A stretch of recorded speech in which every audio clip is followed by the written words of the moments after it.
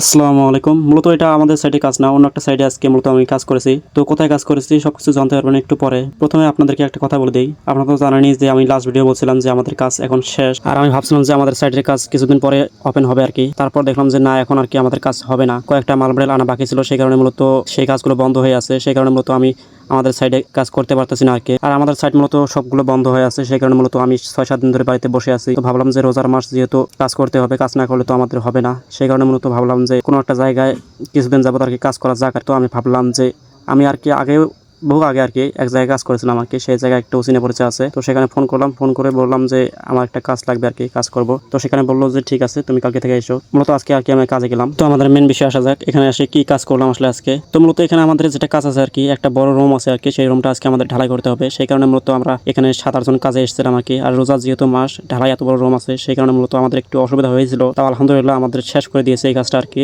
তো মূলত দেখতে দেখতে আমাদের এই কাজটা আর কি অর্ধেক হয়ে গেছে। আমাদের এখানে মূলত একটা সুবিধা হয়েছিল, যেহেতু আমাদের এখানে মেশিন আছে আর কি, মেশিন দিয়ে মাল ঢালাই বানাতে হয় আর কি। আর মেশিন দিয়ে ঢালাই বানালে আমাদের খুবই সুবিধা হয় আর কি, যেহেতু আমাদের রুমটা একটু বেশি বড় আর কি। আর আমাদের রোজার মাস এখন চলতেছে, সেই কারণে মূলত আমাদের একটু সুবিধা হচ্ছে আর কি। সেই কারণে মূলত আমরা মেশিন দিয়ে ঢালাই বানিয়ে তারপর মূলত এখানে নিয়ে এসে ঢালছি আর কি। আর মূলত এখানে 2জন মিস্ত্রি এখানে বাট্টা মারছিল, আর 2জন ওখানে ঢালাই বানাচ্ছিল আর কি। মেশিন দিয়ে যেহেতু 2জন হলেই হয়ে যায়, আর বাকি আছে আমরা 3জন। আমরা 3জন মূলত এখানে ঢালাই রেডি করে আনি আর কি, আনি এখানে দেই। তারপর মূলত আমরা ঢালাই শেষ করে দিয়ে তারপর মূলত আমরা বাড়িতে চলে আসি। তো আজকের ভিডিও এই পর্যন্তই। সবাই ভালো থাকবেন এবং আমার জন্য দোয়া করবেন। আসসালামু আলাইকুম ওয়া রাহমাতুল্লাহি ওয়া বারাকাতুহু।